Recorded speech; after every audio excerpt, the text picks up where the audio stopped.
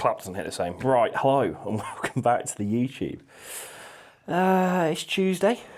This is pretty authentic, pretty raw. I'll just play the video. Just watch how my push session this morning went. Eventually we'll get back up to like 4+ plates on here, taking it very steady. Don't want any injuries early on. I don't want to tear a pack. Really don't want to tear a pack. That does not sound enjoyable.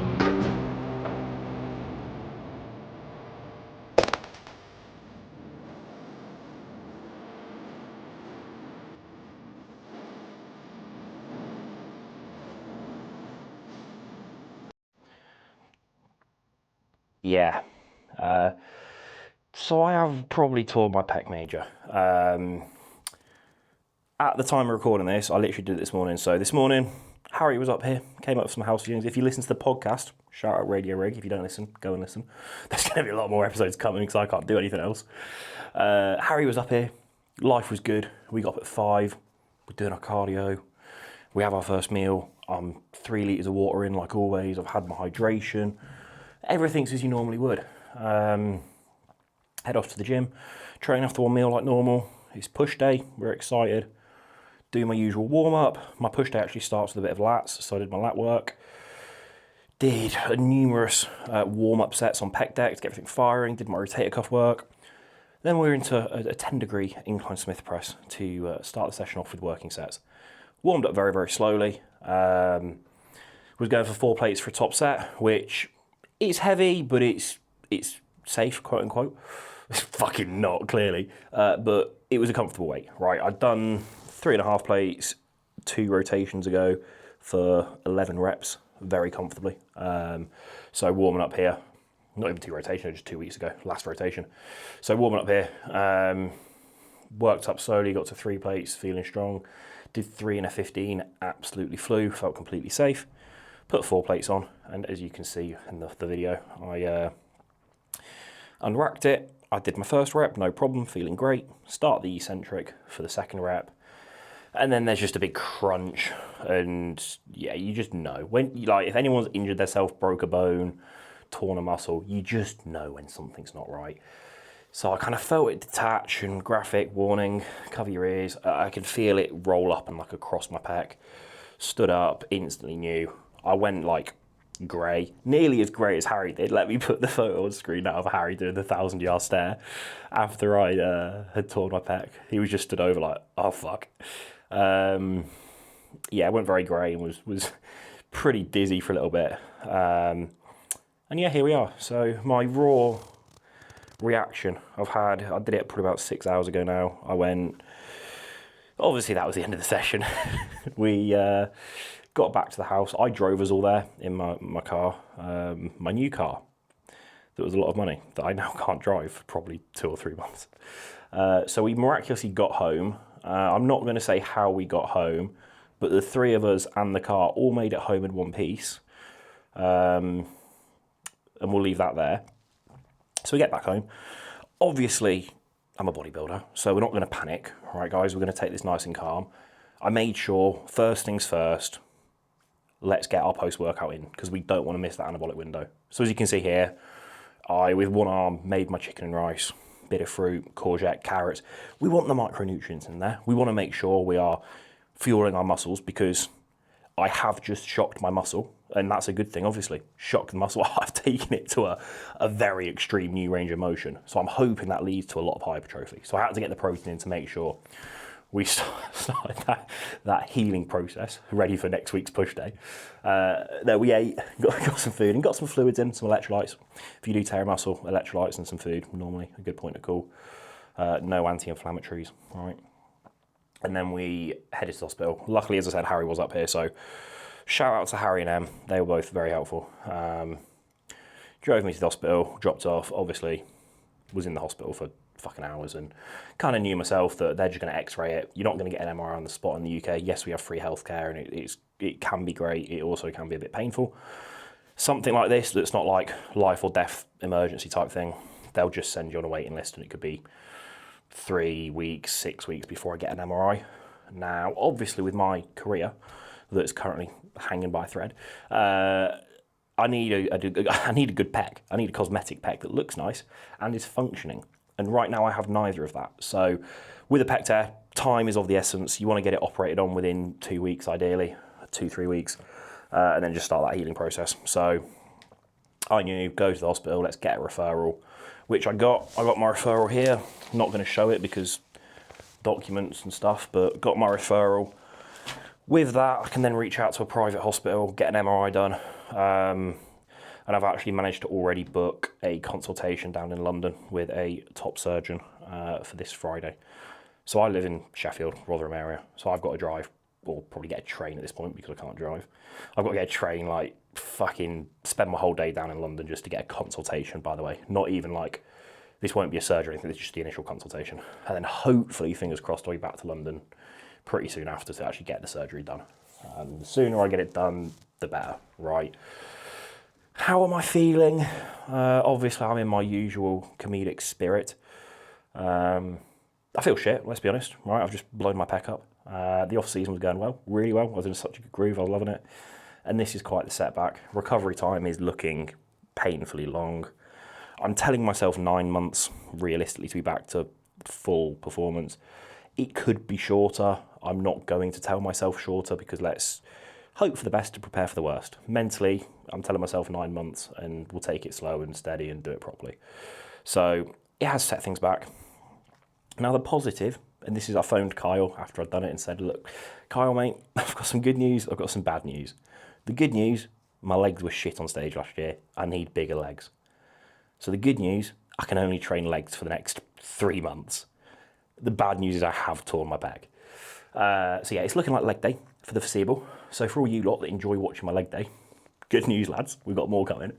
Bad news is, yeah, it's going to be a while before I'm training upper again, which sucks. Other positives, I guess, if it could happen at any point, now is the time. I was going to take a long off season anyway. We're early on, we're like week 3 of the push-up or week 4. It would be a lot more frustrating if this was like towards the end of the off season, I'm about to start prep, then I blow my pec up, because then it's going to be like, what, 9-month recovery, plus then an off season after that to get back to where I was. So at least doing it this way, it's not delayed things too much. It has delayed things, but it could have delayed things a lot more. Even worse, it could have been like 3 weeks out from a show, right? So there is some positives. Really trying to scrape the barrel for some more positives. Gonna have big legs. I've got a bit more time to do some more work in the meantime. But I'd rather be training, but you know, we can't all get what we want. I did ironically post this reel, which I'll play on screen now.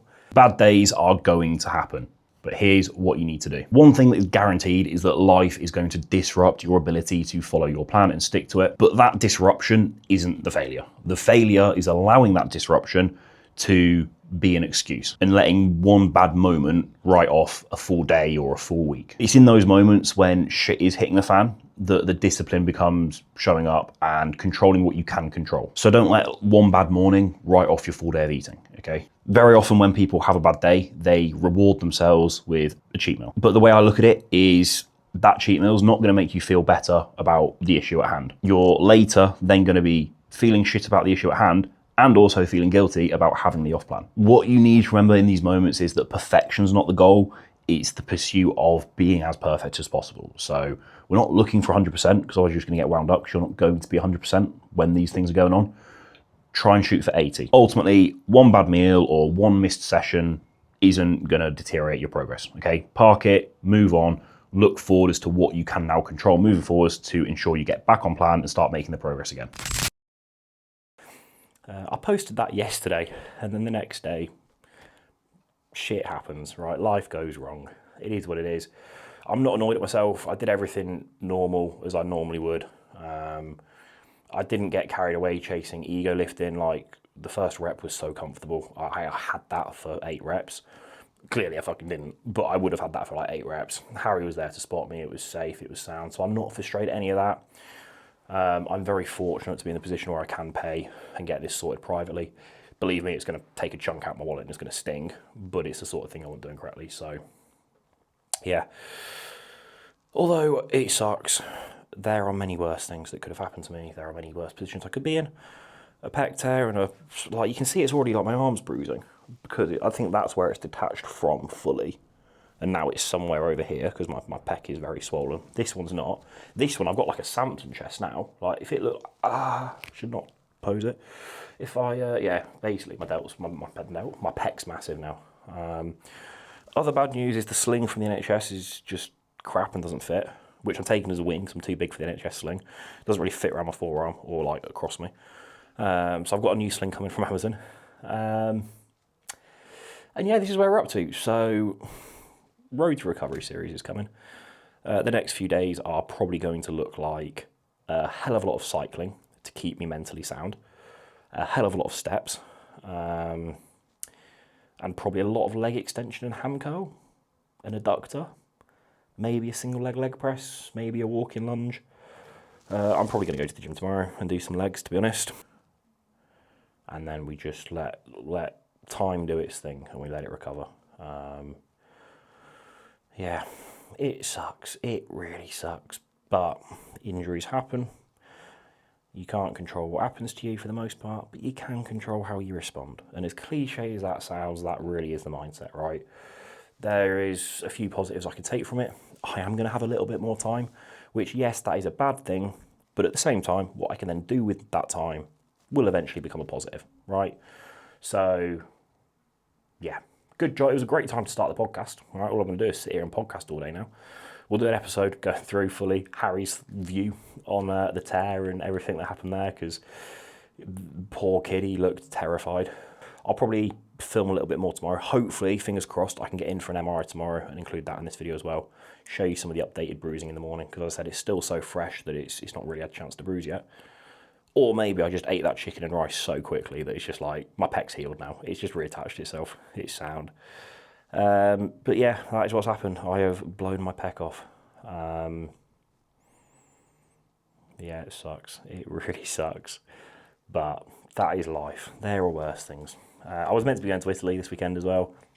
That's probably not looking too likely at the minute, which is a shame. Hamburg trip that I had booked with ESN for mid-August. Currently on the ropes because I'm not of much use to them if I can't train or pose. So I might still go. We'll just wait and see. But I had planned to go to Berlin beforehand and get some other videos done there, but that's definitely not looking feasible now. But it's all booked and I can't refund it, so I might go anyway and just try and scrabble something together. There will be more vlogs. I will film my full recovery process. I will document it because I think it's important. The ups and the downs. I'm weirdly in good spirits today. I am sure that will not last. I am sure I will be staring at my ceiling at 3 AM tonight, kicking myself, getting annoyed, getting wound up, but it's all part of the process. You have to let yourself feel those things. But at the same time, you can't just sit on your ass and do nothing. There's plenty I can still do. There's plenty I'm still going to do. And yeah, continuing to move forward and controlling what I can control is the plan. So that is what we'll do. As I said, I'll vlog it. We'll get some content from it. That's a nice silver lining. At least I filmed it. If I didn't film it, I'd be fuming, right? But at least it's on film. It wasn't a very exciting pec tear. I've seen way worse. Mine was pretty fucking minor. But that's good because I actually hate seeing gross ones. But yeah, right, hopefully tomorrow I'll pick this video back up and we will see what happens. Right, since that last clip, it's been an eventful afternoon. Right now, it's currently about 2:30 in the morning. I'm just leaving A&E again.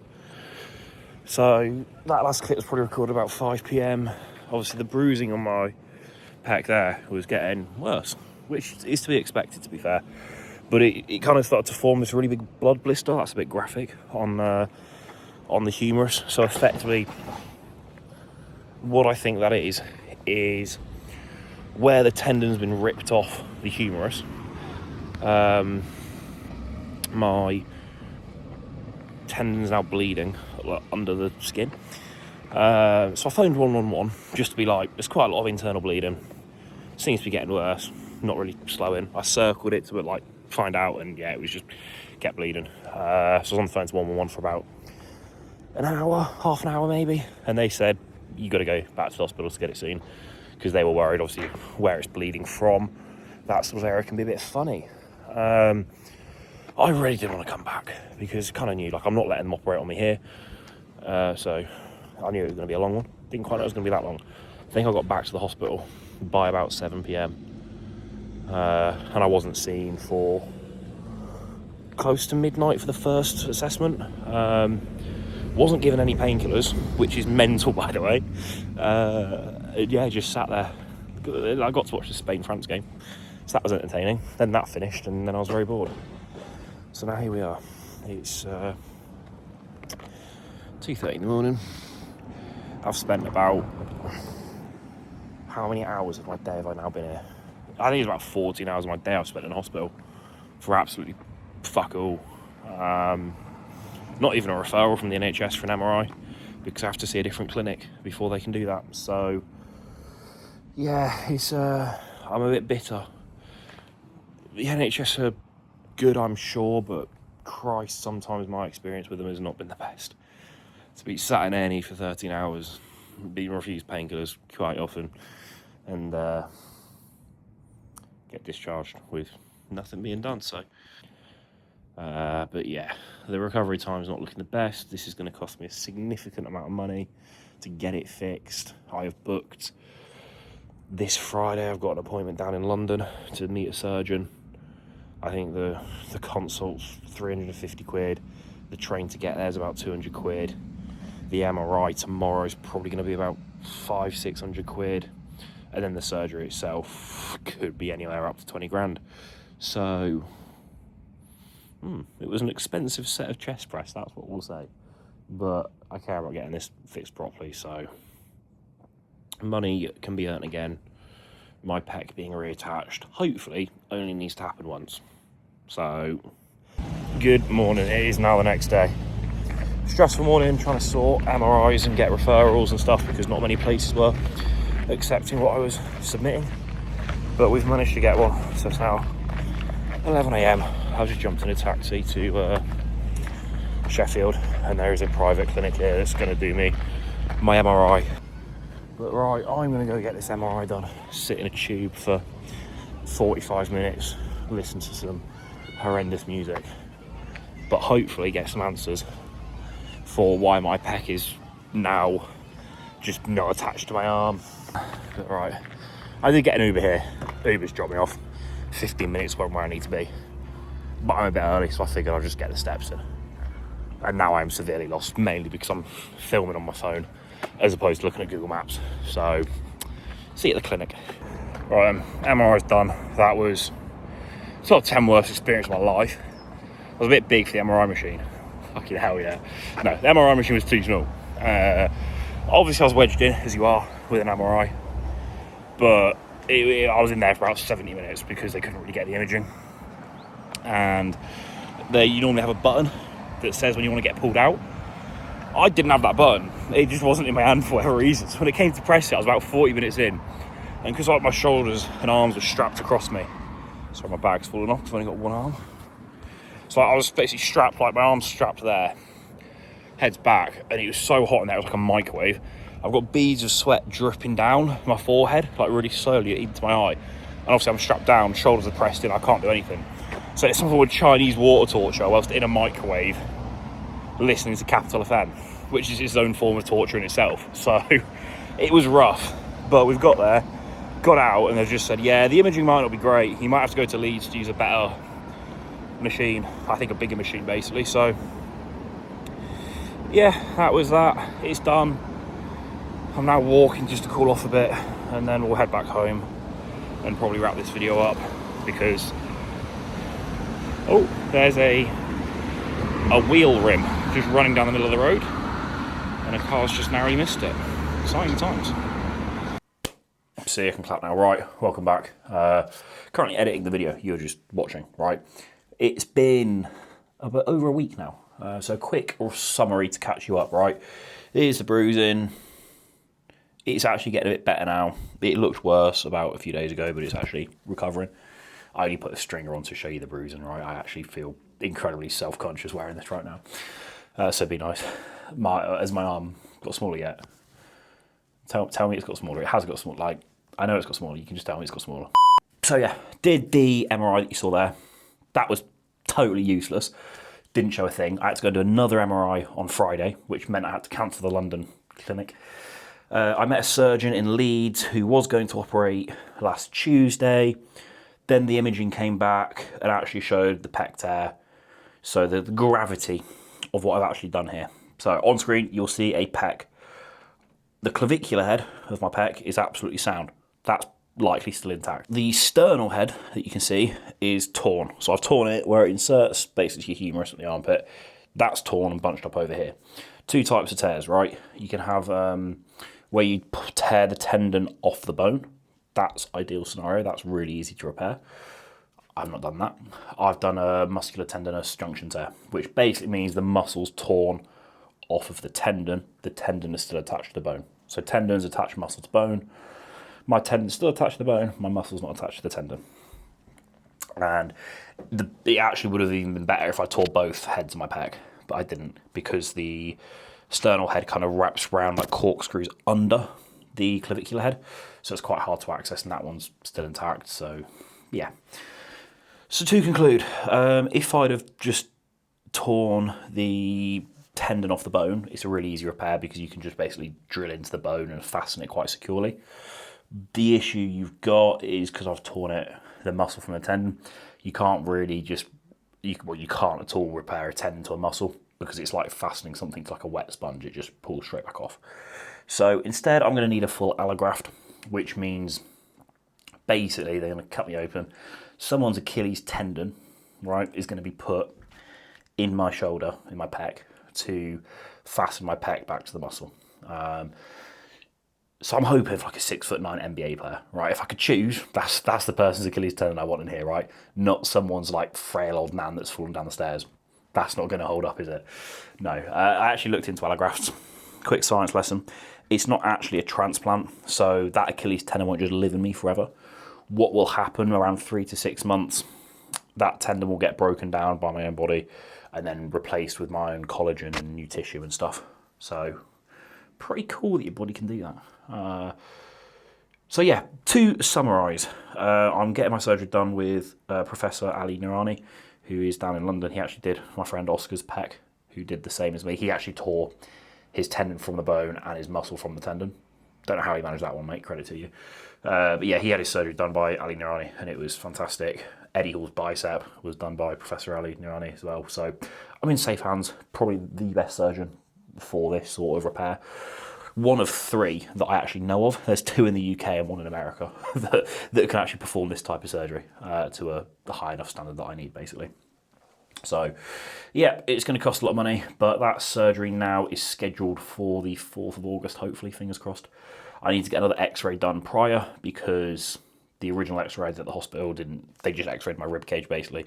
You can't see what's going on over here. There's a lot of bruising still on sort of where my humerus is, and he wants to check there's no like fractures or anything. Mentally, still doing okay. I've trained legs a lot since the injury.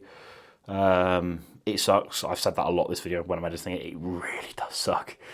We're looking at probably like 6 months till I can start, from the date of surgery, 6 months till I can start training chest lightly again, to then build up lost muscle. So probably 9 to 12 months for a full recovery.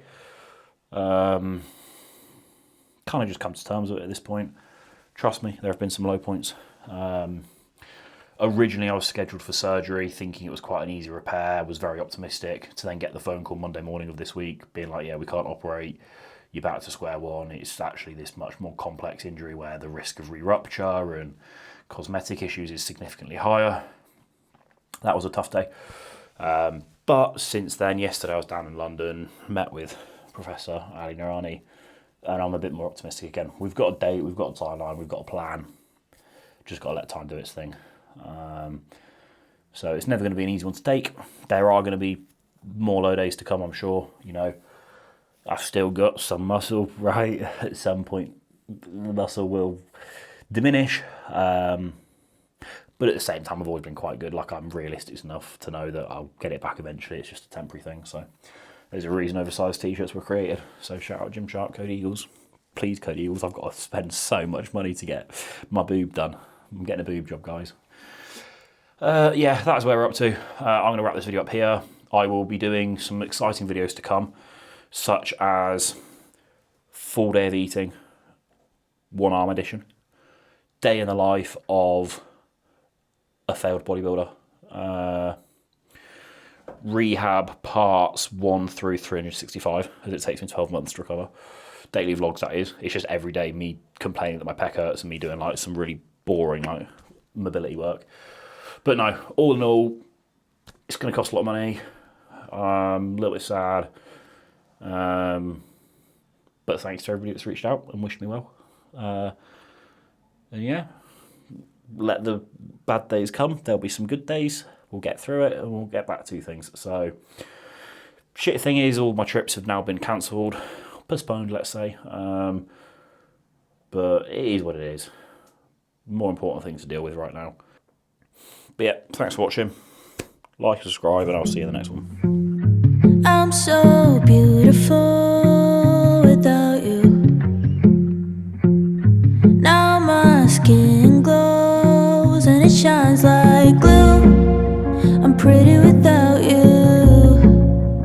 Pretty without you. Pretty without you.